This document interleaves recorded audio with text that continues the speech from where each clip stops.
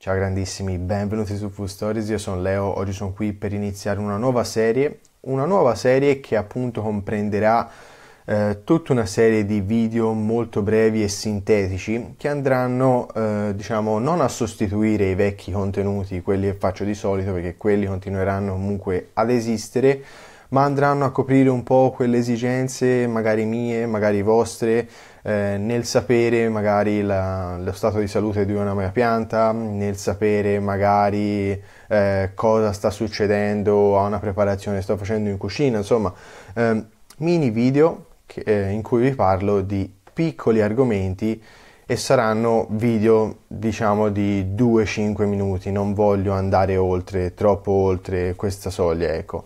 Quindi oggi cominciamo con questa pianta qui, che è la mia pianta di vaniglia. Volevo farvela vedere da vicino perché ne avevo parlato sul gruppo Telegram, ma non l'avevo mai fatta vedere sul canale.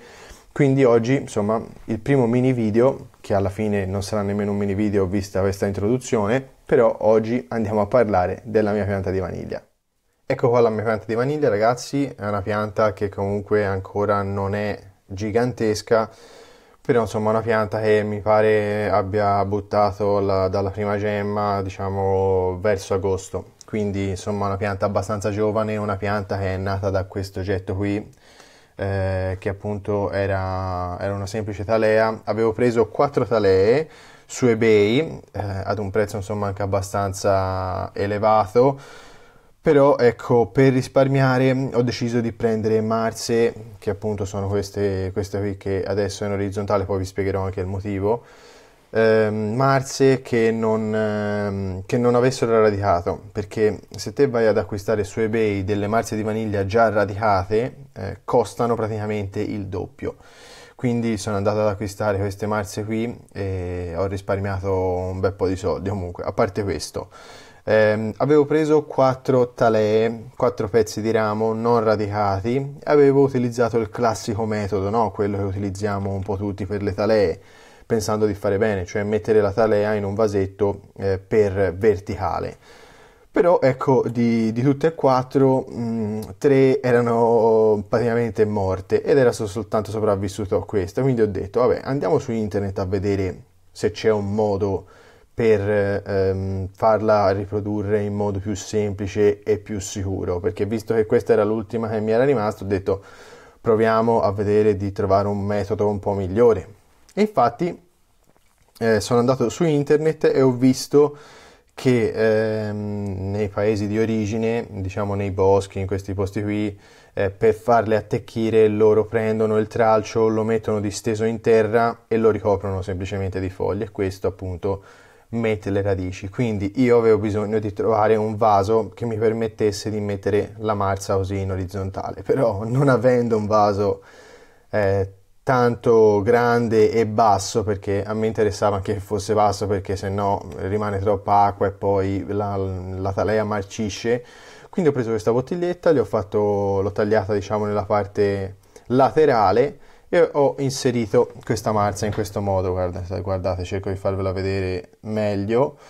L'ho inserita diciamo tra virgolette appoggiandola, poi tra una bagnatura e l'altra la terra che era anche leggermente sopra si è un po' dissolta, però diciamo da questo punto che era un punto dove c'era una gemma, è partita e ha creato questa bellissima pianta qui. Insomma, pianta veramente molto molto bella, quella della vaniglia. Io non sono un grande amante, come sapete, delle piante ornamentali, però ecco, questa è davvero molto molto bella. Naturalmente il mio intento è quello di provare almeno a fargli fare un fiore. Naturalmente questa non è assolutamente una pianta che ha possibilità fuori, quindi questa è una pianta che sarà costretta dentro in casa mia oppure in una serra, ora vedremo.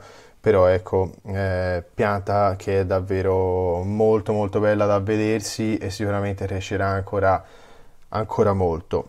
Un'altra cosa molto interessante della vaniglia è che ha questi tralci che non sono come quelli della vite o del passion fruit, no? Che si legano diciamo un po' ovunque. Sono tralci molto interessanti perché diciamo creano a sua volta delle micro, sembra tipo delle micro radici che in sostanza si attaccano alla superficie a cui vengono appoggiati, ecco. E questo, diciamo, le fa diventare veramente molto molto salde al punto in cui le si va appunto a mettere. Questa è una pianta che probabilmente tra poco cercherò di togliere da questa bottiglia, cercherò di metterla in un vaso decente per poi mettergli un bel sostegno, perché non so se riuscite a vedere, adesso cerco di farvela vedere meglio, comunque c'ha questa sorta di curva che voglio eliminare e soprattutto voglio cercare di creare una situazione un po' più stabile. Magari poi andrò a eliminare tutta questa parte che vedo che comunque sta un po' ingiallendo rispetto a questa, anche perché comunque qui sotto, ora cercherò di farvelo vedere ma non sarà semplice, anzi devo mettere in terra qui un secondo la pianta. Qui sotto c'è la radice, vedete? Ha fatto questa radice, è partita da qui e adesso diciamo è circa qui a metà. E come vedete insomma adesso si è alzata per l'appunto, sotto sta cominciando diciamo a ingiallire, io credo che comunque stia abbandonando la talea per continuare semplicemente ad andare avanti da sola, ecco, adesso faccio cadere.